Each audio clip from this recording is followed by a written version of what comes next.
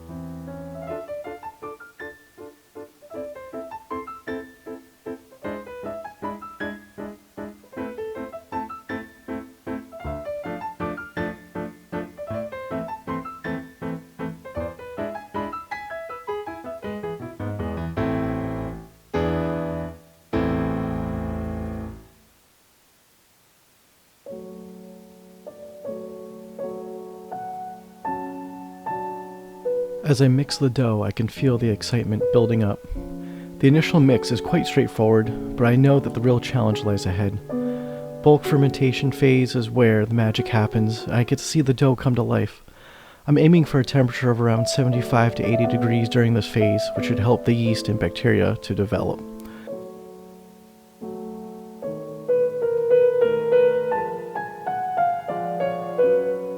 Shaping the dough is a bit more delicate than I expected. I need to make sure I get it just right. A gentle fold, a smooth rotation should do the trick. The final shape is looking good, and I'm excited to see how it develops during the proofing phase. Scoring the bread is a bit of art, and I'm hoping to achieve a clean, smooth cut that will allow the bread to expand beautifully during baking.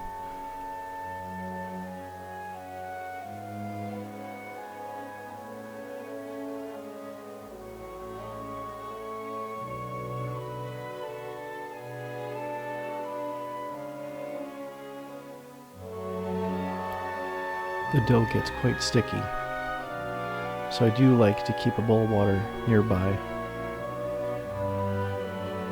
to help knead and form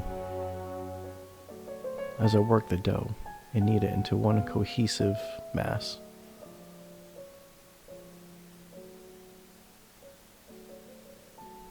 Now I cover it up and let it rest and do the autolyse phase for 20 minutes. I like to sprinkle salt on top while this phase is happening. Now we're going to cover and let it sit for 20 minutes. We reserved 50 grams of the total 750 grams of water to add to help mix in the salt. Now I do kind of like a claw and pinch.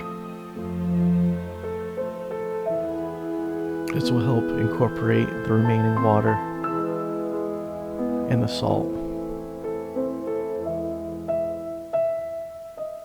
Now I'll do this for a good 5 to 8 minutes until everything's incorporated and turn it into a ball. You'll notice the dough will become smoother over the course of time. And that's when you know it's time to let it rest. So we're going to let it sit for 1 hour. After that, we'll do our first stretch and fold. We'll pick up a corner, stretch, fold it on over itself, stretch, fold, stretch, and fold. Simple as that. I do like to do this with a soaking wet hand. Makes handling the dough easier.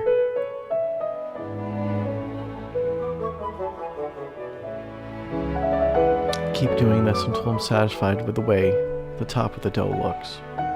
Now we cover and let it rest for another hour. When we come back, we'll do another round of stretch and folds. As you go about this, you'll feel the dough strengthen and develop more elasticity.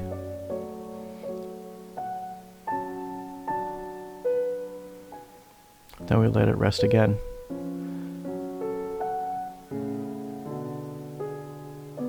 This is about after 4 hours and doing 4 series of stretch and folds.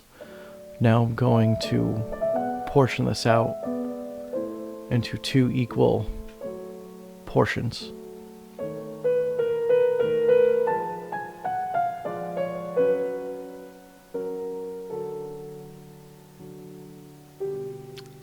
I always like to use a scale and do it by grams. That way it is more accurate. I've come to find a scale is absolutely paramount for baking if you want to repeat and take notes of everything on bake day.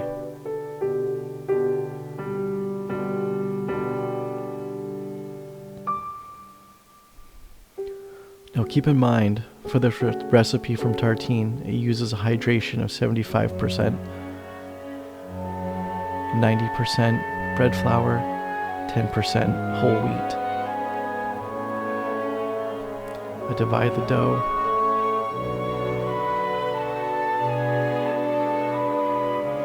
and start to form it and get it ready for the bench rest.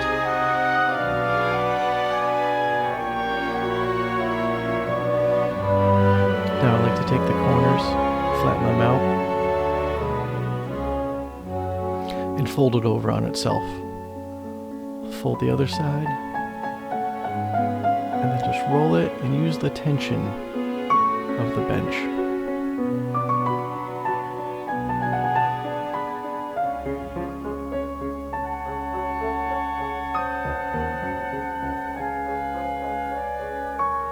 If the dough is sticky, you can always use your bench scraper and it helps, as long as you do quick, short motions.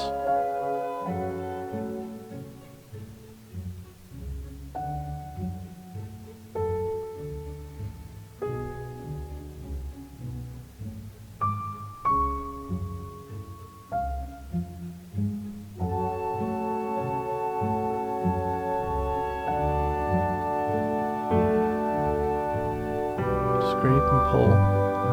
You'll notice you'll start to develop some tension on top.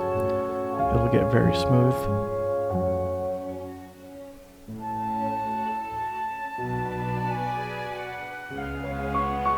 And sometimes you just need to let it rest. After another 20 minutes has gone by, I'll do another series of pulling and developing more tension on top. This is going to prepare the dough to put it into our bannetons. Now I have these dusted with rice flour. Some call it seasoned with rice flour, but it prevents the dough from sticking to them. I try to add a new dusting to it every time I bake. Now we're going to do another shaping.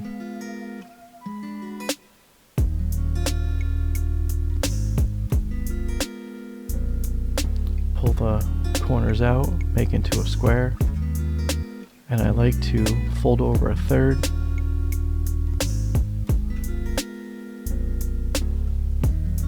Continue, fold it on over itself. You'll start to see it pick up a little bit more tension.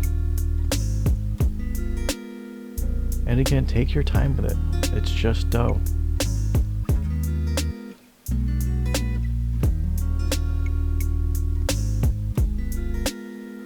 What I'm really looking for is a tension on top and that the seams are sealed.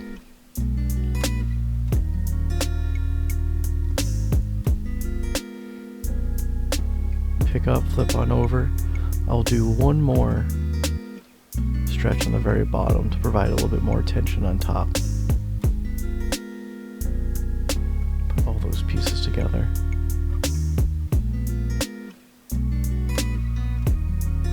And into the banneton. You have to work quickly with it because the dough will get sticky. But having wet hands does help out a ton.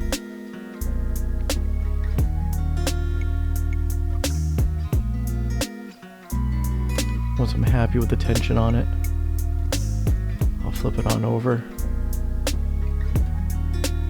and place it right into the banneton. Now we're going to do the same thing for the second loaf. I like using these coverings in the fridge. Those came with mine. I believe I got it from Amazon. I can provide a link in the description.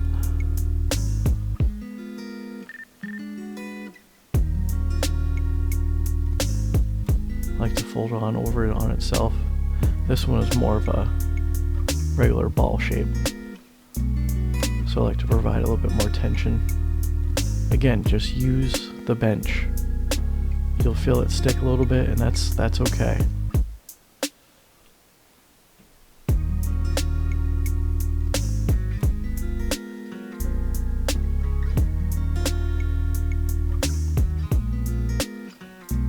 Quickly toss it into the banneton. And now these both are going to be placed in the fridge. I had these cold ferment in the fridge for about 18 hours before baking.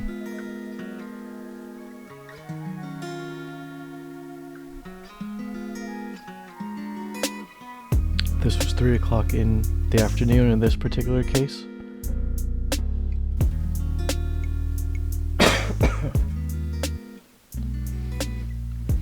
come out the next morning as I was preheating the oven to 450 degrees Fahrenheit.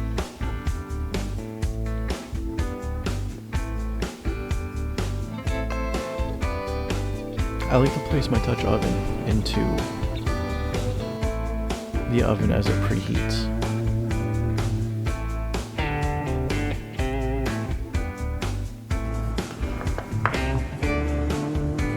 Now, a neat little presentation idea that I've seen is you spritz down the surface with some water, and then I have a 50-50 mix of bread flour and rice flour in that shaker. I like the look it gives the bread after it bakes. Now we're going to store it. I haven't done this high hydration of a loaf in a little bit. Usually I stick between 65 and 68% hydration. I forgot scoring at 75% is always a little bit different.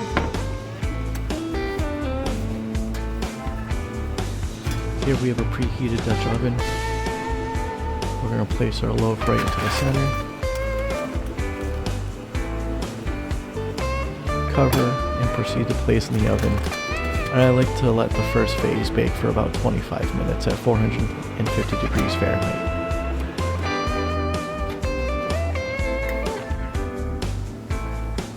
Just take it out and see how we've done.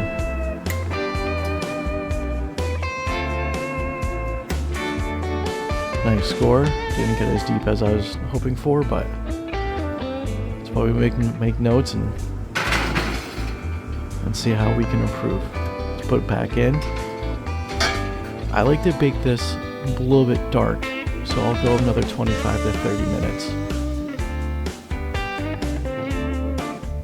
Look at that.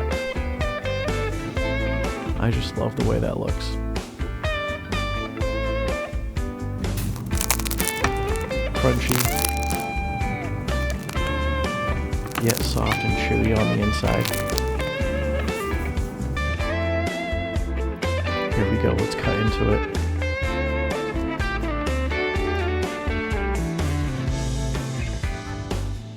I think this batch was a little bit overproofed. Looking back, I felt like I maybe could have baked it a little bit sooner. But a decent crumb for what we got.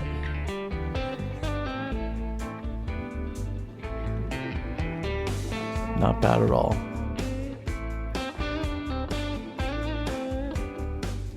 My experience baking the Tartine Country Loaf has been a real eye-opener. The hype surrounding this recipe is well deserved, and I would definitely recommend others to try it out. It's not an easy bake, but the end result is well worth the effort. If you're a fellow bread enthusiast, I'd love to hear about your sourdough baking experiences in the comments below. Have you tried the Tartine recipe, or do you have another favorite recipe you'd like to share? Don't forget to subscribe to my channel for more baking adventures, and who knows, maybe I'll tackle another Tartine recipe soon.